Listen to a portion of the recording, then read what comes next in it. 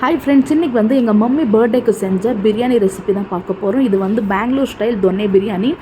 Taste சூப்பராக இருக்கும். எங்கள் அண்ணன் வந்து தொன்னே பிரியாணி தான் பண்ணால் சூப்பராக இருக்கும்னு கேட்டான்னுட்டு அவனுக்காக வந்து தொன்னே பிரியாணி தான் வந்து மம்மி பர்த்டேக்கு செஞ்சுருந்தேன். ஃபஸ்ட்டு வந்து சிக்கன் வந்து மேரினேஷன் பண்ணி வச்சுக்கலாம். ஃபஸ்ட்டு வந்து 1.5 kg சிக்கனில் மஞ்சள் தூள் 1 டேபிள் ஸ்பூன், அப்புறமா வந்து அதில் 2 டேபிள் ஸ்பூன் அளவு சில்லி பவுடர், 2 டேபிள் ஸ்பூன் அளவு தனியா பவுடர், அப்புறமா கொஞ்சமாக சால்ட் போட்டுட்டு இஞ்சி பூண்டு பேஸ்ட் வந்து ஒரு 2 டேபிள் ஸ்பூன் அளவு ஃபுல்லாக போட்டு நல்லா மேரினேஷன் பண்ணி வச்சுக்கலாம்.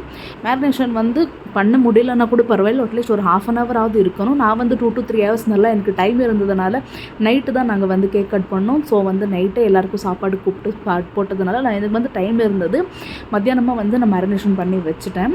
அப்புறம் வந்து பச்சை மிளகா வந்து தேவையான அளவு வந்து எடுத்துக்கலாம். நான் வந்து ஒரு 2 கைப்பிடி அளவு வந்து காரமான மிளகா வந்து எடுத்துருக்கேன். மிளகா மட்டும்தான் இதில் போட போகிறோம் நம்ம வந்து காரத்துக்கு. அதில் மேரினேஷனில் கொஞ்சம் போட்டோம் இல்லையா, அது மட்டும்தான். அப்புறம் வந்து கொஞ்சம் மிளகா போட போகிறோம், அவ்வளோதான். மிளகா வந்து நல்லா கிரைண்ட் பண்ணி எடுத்துக்கலாம் சாஃப்டாக. ஃபஸ்ட்டு வந்து எண்ணெய் வந்து ஒரு 200 ml வந்து ஊற்றிருக்கேன். ஊற்றிட்டு அது வந்து நல்லா கொதிக்கட்டும். அதிலே வந்து ஸ்பைசஸ் எல்லாமே போட்டுடலாம். நான் வந்து பட்டை, கிராம்பு, ஏலக்காய், அப்புறமா கல்பாசி, அப்புறமா பெரிய அந்த இது சொல்லுவாங்கள்ல, அது பிரிஞ்சி இலை, உங்கள் வீட்டில் எது இருக்கோ எல்லாமே போடுங்க. ஏன்னா தொன்னே பிரியாணிக்கு ஸ்பைசஸ் எவ்வளோ போடுறோமோ அவ்வளோ சூப்பராக இருக்கும். ஏன்னா இதில் எந்த பவுடருமே மிக்ஸ் பண்ண போகிறதில்ல, அப்படியே ஃப்ளேவர்ஃபுல்லாக அப்படியே சாய் போகிறோம் தொன்னே பிரியாணின்றதுனால. அப்புறம் வந்து அதுலேயே கொஞ்சமாக கஸ்தூரி மேத்தி வந்து போட்டிருக்கேன்.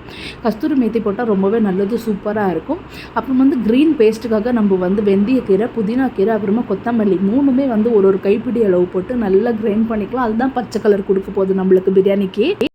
அப்புறம் வந்து எண்ணெய் நல்லா காஞ்ச உடனே அதுலேயே வந்து ஆனியன் வந்து பெரிய பெரிய வெங்காயம் ஒரு 4 வெங்காயம் கட் பண்ணி வச்சுருக்கேன், அது போட்டுடலாம். போட்டு லைட்டாக கலர் சேஞ்ச் ஆனதும் அதிலே 3 டேபிள் ஸ்பூன் அளவு இஞ்சி பூண்டு பேஸ்ட் வந்து போட்டுட்டு நல்லா மிக்ஸ் பண்ணிக்கலாம். பிரியாணிக்கு வந்து இஞ்சி பூண்டு பேஸ்ட் போடுற அளவு டேஸ்ட் வந்து சூப்பராக இருக்கும். அது இல்லாமல் நம்ம மேரினேஷனுக்கும் கொஞ்சம் போட்டிருக்கோம், அதனால் இதுலேயும் போட்டிருக்கோம், சூப்பராக இருக்கும். ஆல்மோஸ்ட் வந்து நான் 5 டேபிள் ஸ்பூன் அளவு வந்து யூஸ் பண்ணியிருக்கேன். அது போட்டு நல்லா அது வந்து பச்சை வாசனை எல்லாம் போனதும் அதிலே வந்து அரைச்சி வச்சுருந்தோம் இல்லையா, அந்த க்ரீன் கலர் பேஸ்ட் வந்து ஆட் பண்ணிடலாம், பச்சை மிளகா பேஸ்ட்டு. அப்புறம் வந்து அதுலேயே தக்காளி வந்து ஒரு 3 தக்காளி, சின்ன தக்காளி வந்து ஆட் பண்ணியிருக்கேன். தக்காளி வந்து அதிகமாக தேவையில்லை இந்த பிரியாணிக்கு. போட்டு வந்து நல்லா மிக்ஸ் பண்ணி விட்டுட்டு அதிலே வந்து தேவையான அளவு கல்லுப்பும் போட்டுக்கலாம். கொஞ்சம் கொஞ்சமாக போட்டுக்கோங்க, லாஸ்ட்டில் வேணும்னா டேஸ்ட் பார்த்துட்டு நம்ம வந்து ஆட் பண்ணிக்கலாம். அப்புறமா அந்த பச்சை பேஸ்ட் வந்து ஆட் பண்ணியிருந்தோம் இல்லையா, வெந்தயக்கீரை, புதினா கீரை, அப்புறமா வந்து மல்லி போட்டு அது வந்து ஆட் பண்ணிக்கலாம். இந்த எண்ணெயிலே போட்டால் தான் அந்த க்ரீன் கலர் வந்து வரும், அதனால் அந்த இதில் வந்து போடுறோம். போட்டு அதுலேருந்து எண்ணெய் வந்து பிரித்து வந்த உடனே அந்த மேரினேஷன் பண்ணி வச்சிருந்தோம் இல்லையா சிக்கன், அது வந்து போட்டுட்டு நல்லா மிக்ஸ் பண்ணிக்கலாம். ஏன் மேரினேஷன் பண்ணுறோம் இந்த பிரியாணிக்குன்னா, தொன்னே பிரியாணியில் வந்து கொஞ்சம் ஹார்டாக ஆக ரொம்பவே சான்சஸ் இருக்குது பீசஸ் எல்லாம், அதனால தான் மேரினேஷன் பண்ணி போடுறோம்.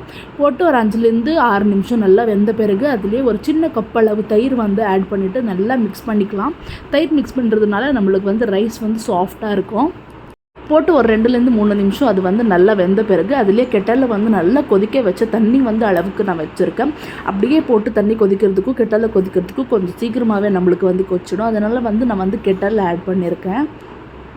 கெட்டலில் வந்து தண்ணி ஊற்றிட்டு நான் வந்து 5 கிளாஸ் அரிசி போட்டிருந்தேன். 5 கிளாஸ் அரிசிக்கு 10 கிளாஸ் வந்து தண்ணி வந்து ஊற்றிட்டு அது வந்து நல்லா கொதிக்கணும். கொதித்த பிறகு தான் நம்ம வந்து ரைஸ் போடணும். இந்த மாதிரி சலசலன்னு கொதிக்கும் போது ரைஸ் வந்து வாஷ் பண்ணி தண்ணி எடுத்து இந்த மாதிரி க்ளீனாக போட்டுக்கணும். க்ளீனாக போட்டுட்டு அது வந்து நல்லா அரிசியும் தண்ணியும் சமமாக வர வரைக்கும் வேக விட்டுட்டு அப்புறமா வந்து அதுலேயே இந்த மாதிரி சமமாக வெந்த பிறகு நெய் வந்து 1 to 2 டேபிள் ஸ்பூன் மேலே இந்த மாதிரி சமமாக அதை ஃப்ளாட் பண்ணிவிட்டு எல்லா சைடும் 2 டேபிள் ஸ்பூன் வந்து நெய் மேலாப்பில் போட்டுட்டு க்ளீனாக வந்து அது கவர் ஆகிற மாதிரி தட்டு வந்து டைட்டாக மூடிட்டு அது மேலே வெயிட் வச்சுருங்க. வந்து ஒரு கேஸ் வந்து ஒரு 2 நிமிஷம் சும்மா ஹை ஃப்ளேமில் வச்சுட்டு ஆஃப் பண்ணிவிட்டு ஒரு 20 minutes சும்மா விட்டுருங்க. சிம் கம்மி வச்சுட்டு தவாவில் வச்சுட்டு அப்படியெல்லாம் நான் பண்ணவே மாட்டேன். அப்படியே வந்து ஒரு 2 நிமிஷம் அதை வச்சுட்டு அப்படியே ஆஃப் பண்ணிட்டா அந்த வெயிட் வச்சுட்டு அப்புறம் அந்த ப்ரெஷர்லேயே வந்து சூப்பராக குக் ஆகிடும். கண்டிப்பாக ட்ரை பண்ணி பாருங்கள்.